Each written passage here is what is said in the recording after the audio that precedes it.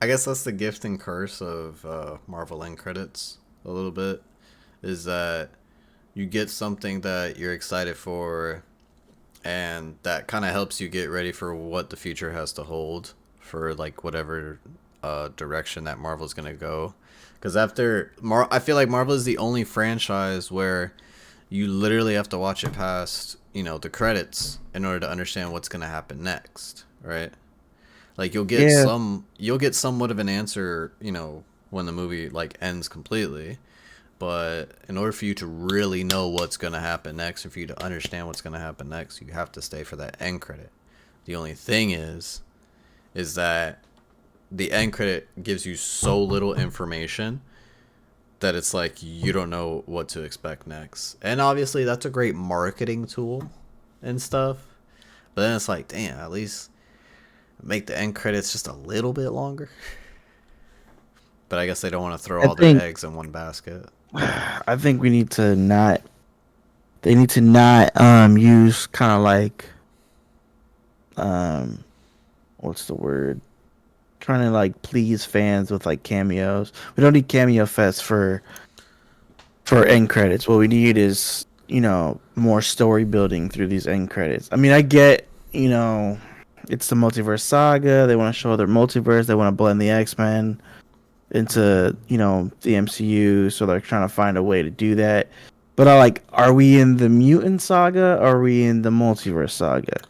Because you know, if we're in this Multiverse Saga and the big bad is Kang, wouldn't you want your most of your big properties end credits to be Kang? Kind of like how the big Quantum property Mania credit, was, yeah. yeah, kind of like how the big projects from the Infinity Saga, what the end credits were always Thanos. Thanos, In yeah. the first Avengers movie, we got the face of Thanos kind of like smirking at us, and then in Age of Ultron, he was like, "Fine, I'll do it myself," and got the gauntlet. And then obviously Infinity War and Endgame just kind of like show them. I mean, introduce him to us.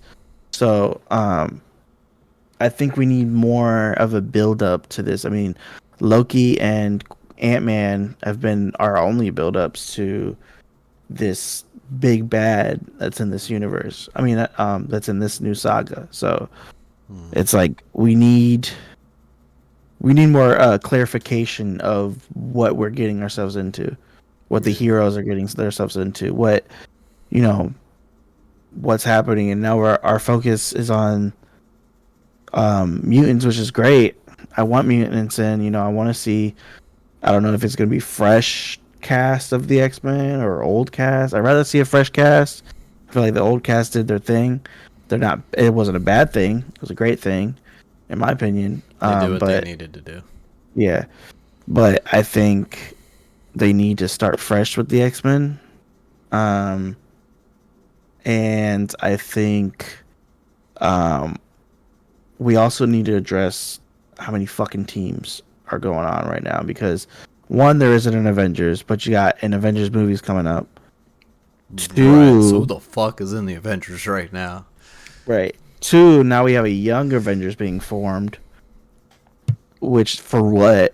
Um, I think I it's mean, they are way they too are they early fighting a though. are they finding a kid fucking villain or something like that? Kid Kang. Yeah, freaking Kang Jr. is Kang. out there just running amok. But And that's then what, but I'm not see like they're just doing too many things, and it's like it's branching off, man. It's like you got it's making its uh, own fucking yeah, timeline. right, but you got like this multiverse saga everybody's expecting, right? It's supposed to be like this. Hmm. And then now you got Young Avengers, X Men. You got other random stories like She Hulk that have nothing to do with anything. Moon Knight that has nothing to do with anything. Throw Even Shang-Chi in there because apparently right now he like has nothing to do with anything. yeah, even Eternals, dude. Even But it's like Eternals. and I would say Werewolf by Night, all this other stuff. I mean, yeah, we should have all these projects. We should introduce all these characters, but I feel like if you're not gonna utilize them in like these bigger projects, don't introduce them at all. I mean, Right. don't give them a solo. I feel like you can introduce them some way in like movies or other shows, but don't give them a solo. We need a whole story about them for no reason. Right. It's Yeah, not gonna if they're not gonna mount to the big story, then do we really need it? yeah. I mean, I get it. Again, I get it in some cases, but like, I feel like it's just too much. Like, remember we were talking about each phase and how much projects were being done in like the Yeah, Multiverse Saga compared to the Infinity Saga. It was nuts.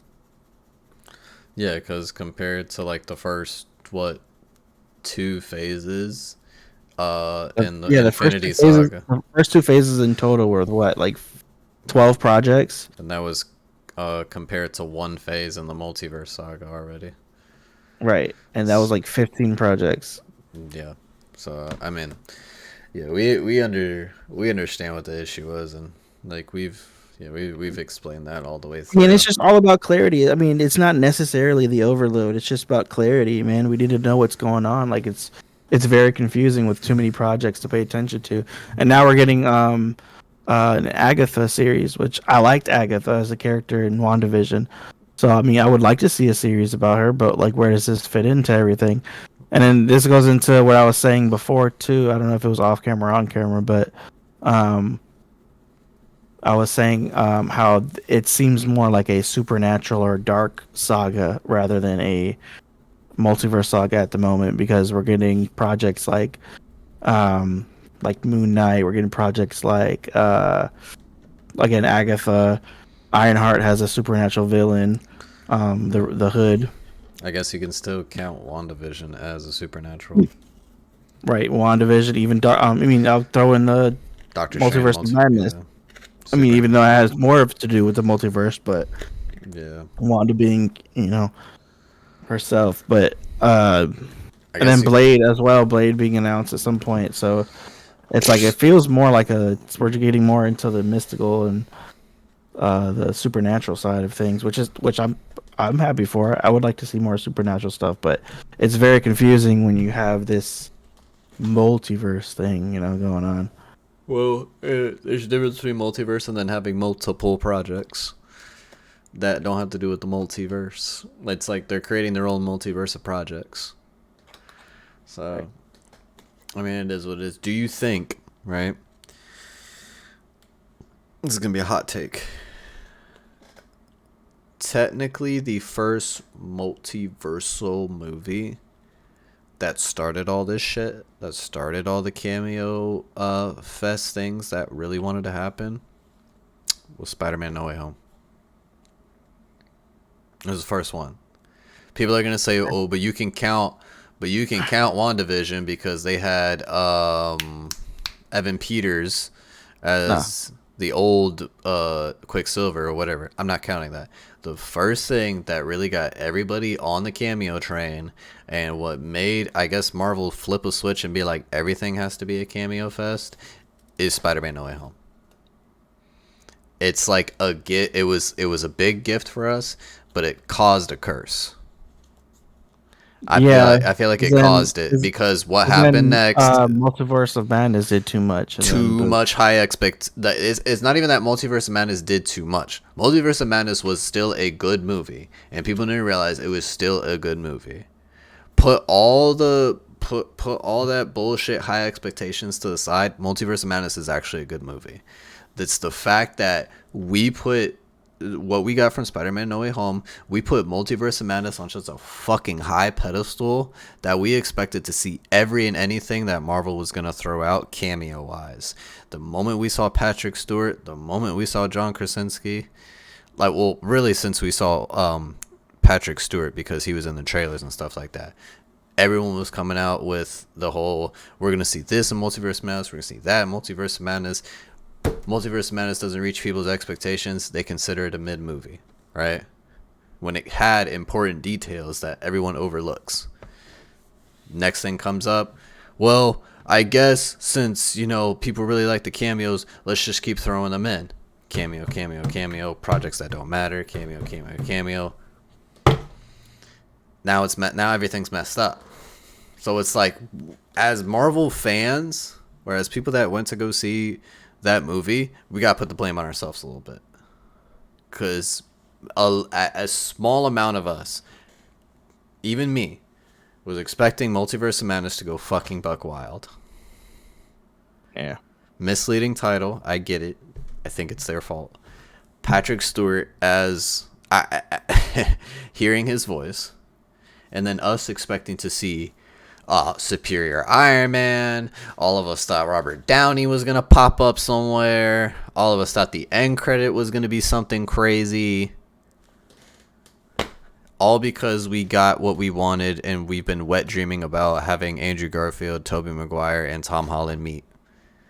We finally got our little wet dream, and then boom, now we soiled it because of what we wanted. And I guess Marvel was trying to please us, but they're not doing a good job, and then that's us being spoiled again.